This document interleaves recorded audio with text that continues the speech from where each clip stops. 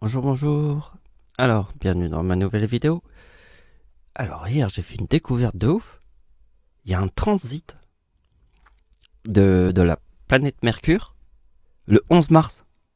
Il y a eu un séisme en France et le 11 mars, c'est l'armistice, une fête nationale. Mais c'est la coïncidence de quand j'ai découvert ça, cette vidéo. Allez, c'est bon. Je vais vous montrer un truc de ouf. Ouais, je voulais vous dire aussi, c'est un petit génie aussi, lui. J'ai regardé une autre de ses vidéos, franchement, il assure, hein. Il assure grave. Et ça, c'est bon, c'est sympa. Et donc, c'est lui qui m'a donné l'idée de... Parce que sans avoir vu cette vidéo, je l'aurais peut-être jamais trouvé, cette idée. C'est la coïncidence. Et rien que pour ça, je le trouve sympa. Donc avant qu'on commence, je vous montre mon avant-dernière vidéo. Parce que, en fait, vous voyez que le transit de la planète Mercure devant le Soleil est apparu le 11 novembre. Et il y a eu un tremblement de terre en plus, en France. Alors que j'ai vu sur internet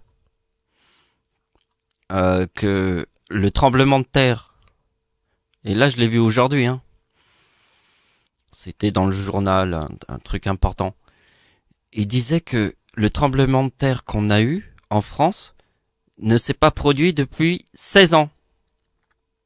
Ça veut dire que ça fait 16 ans qu'il n'y a pas eu un tremblement de terre en France aussi violent que celui-là.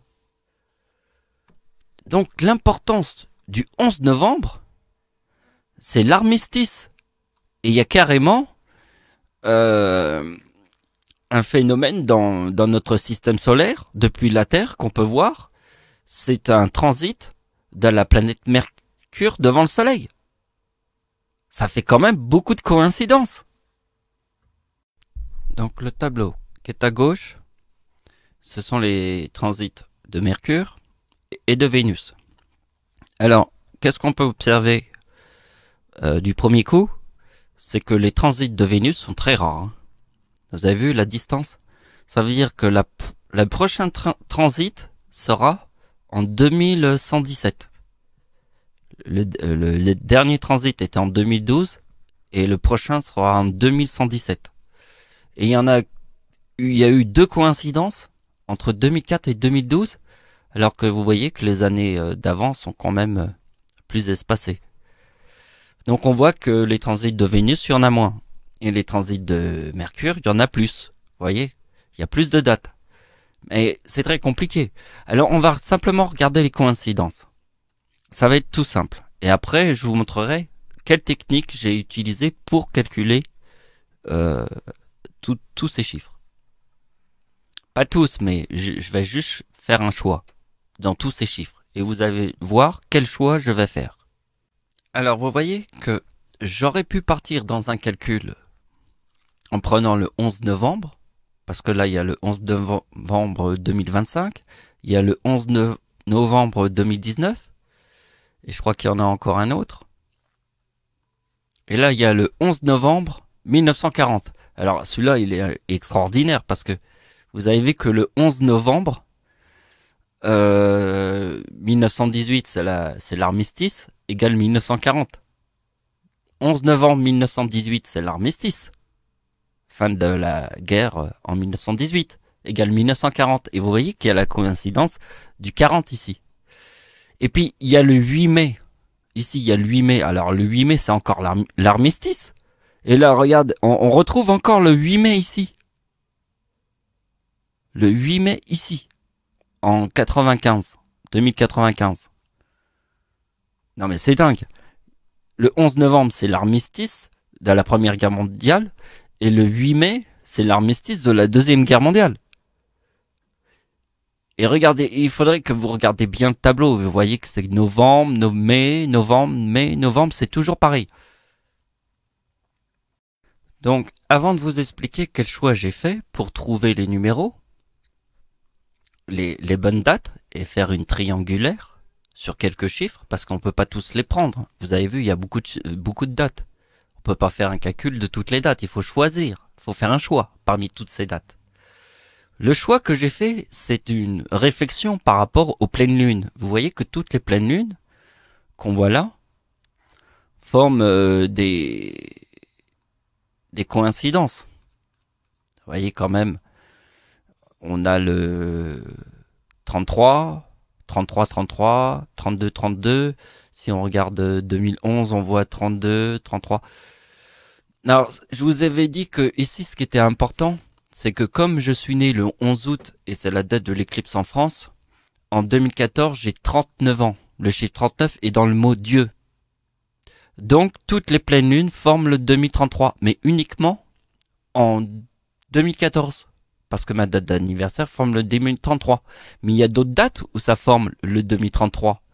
Mais en fait, ma date d'anniversaire ne forme pas la date des pleines lunes. Il n'y a qu'en 2014. Pourquoi en 2014? Parce que j'ai 39 ans. Puisque le chiffre 39 est dans le mot Dieu. Donc toutes les pleines lunes en 2014 forment ma date d'anniversaire. S'il y a d'autres 2033, par exemple en 2011, il y a d'autres 2033, mais en 2011, ma date d'anniversaire forme le 2030. Donc les pleines lunes ne forment pas ma date d'anniversaire. Parce qu'il y a uniquement en 2014 que les pleines lunes forment ma date d'anniversaire. Pourquoi? Parce que j'ai 39 ans. Donc je vais vous montrer des trucs. C'est que la façon la plus facile d'aller d'un point A vers un point B, c'est d'utiliser une logique de serpent. Parce qu'on est dans le transit de deux planètes. Un transit de deux planètes, c'est une logique de serpent. Donc c'est la compréhension du 1, 2, 3, mais on va le faire. Donc vous voyez, ça c'est ma date de naissance, ma grand-mère, la date de l'éclipse en France. Vous voyez que le chiffre qui sera très important à comprendre, c'est le 3000. Vous voyez, tous les 50, ils sont là. Et là, c'est simple. Après, il suffit simplement de regarder la date de naissance de Adolf Hitler, l'homme qui a tué le plus de gens en 6 ans. Alors, vous voyez, le chiffre 6, c'est 3-7 qui forme 3-6. Parce que c'est la personne qui a tué le plus de gens sur Terre en 6 ans. Et vous voyez que c'est ça, l'explication du serpent 1, 2, 3. Donc, vous voyez que ma grand-mère, plus moi, forme 3900. N'oubliez pas que c'est l'éclipse en France de 1999. Donc vous voyez bien que le 2, 3, 4 forme les 3, 6. Et que le 1, 2, 3 forme les 3, 7. Et que sur la date d'anniversaire d'Adolf, la date de naissance d'Adolf Hitler, on voit toutes les couronnes ici. Donc, dans une logique de serpent 1, 2, 3, vous voyez 2004. Bon, je vais prendre 2003. 3, 4. Et vous voyez que aucune des dates qui sont là forme de coïncidence avec celle de Vénus. Là, c'est Mercure. Là, il y a Vénus. Donc, les transits sont là. De toute manière, il n'y a que 2 dates. Hein. C'est 2004 et 2012. Après, c'est trop loin. Donc, après, pour le chiffre 2012, je vais prendre le chiffre 2006. Parce que 6 plus 6 égale 12. Et que vous verrez après que ça forme le chiffre 24, puisque 12 plus 12 égale 24. Et ça, je vais vous le montrer. Bon, ben on y va. Donc, regardez bien. 2025, 2024, 4053, 4054. Vous avez compris, c'est une logique de serpent. 1, 2, 3. Donc, 2012 est ici. 12 plus 12 égale 24. Et après, on fait 6 plus 6 égale 12. Et le chiffre 12, il est là. Et donc, l'année 2006 était ce qu'il y avait de plus logique à prendre. Puisque 2012, c'est 12 plus 12 égale 24. Là, ici, c'est logique. Transit de Vénus. Donc, c'est l'année 2006 qui était important. Et donc, ça forme le 2025, ici. Et là, on voit que ça forme le 2024. C'est une logique de serpent. Comprenez ma logique de serpent. Donc après, c'est de l'observation. Vous voyez que le 4036, forcément, c'est... Parce qu'il y a beaucoup de choses qui nous ramènent au 4036, qui est en fait la tempête en France de 1999, sur la date de l'éclipse en France, parce que la date de l'éclipse en France était en 1999. Donc il y a eu la tempête en France en 1999, qui forme le 4036, qui est la date du séisme au Japon. Et je vous ai montré dans beaucoup d'exemples que ça ramène au 4000. Surtout parce qu'en fait, c'est ça qui est important, c'est parce que c'est la Chine. La Chine égale 39. Donc, le chiffre 39 est dans le mot Dieu. Parce que c'est le chiffre 39. Et c'est pour ça qu'il faut bien comprendre le yin et le yang. Le yin et le yang, c'est le 95. Yin plus yang, moins le bien et le mal, égale Dieu. Le bien plus le mal égale 56. Le yin plus le yang égale 95, égale Dieu. Et Dieu, c'est la Chine.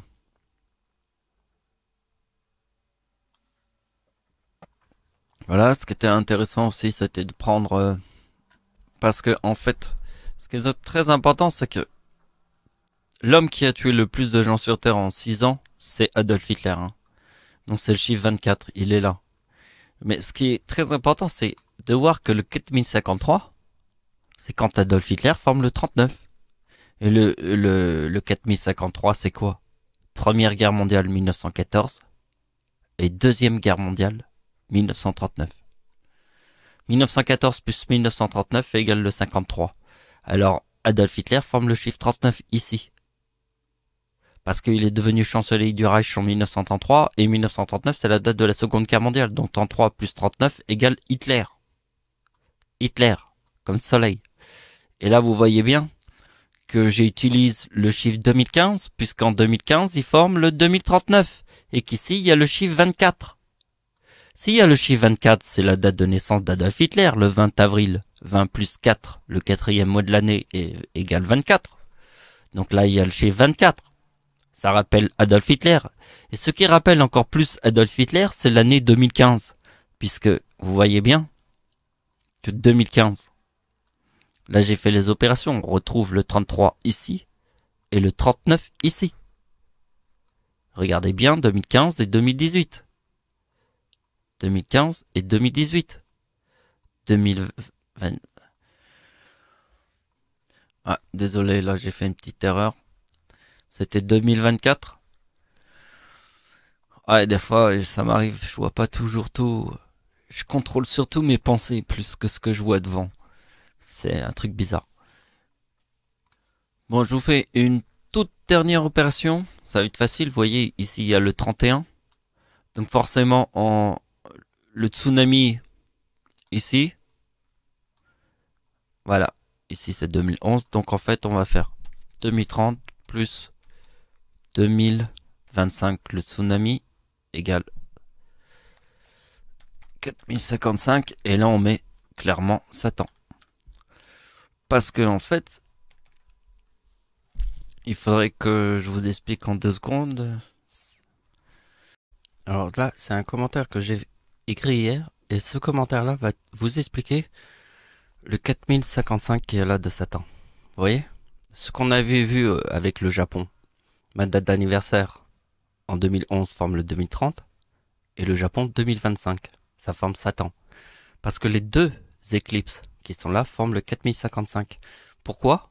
Parce que l'éclipse en France de 1999 est le 11 août égale 19.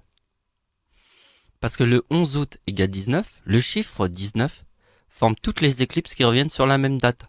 Regardez, 1999 plus 19 égale 2018. Il y a 2 éclipses. Une éclipse ici et une autre éclipse. Une autre. Après, je fais 2018 plus 19 égale 2037.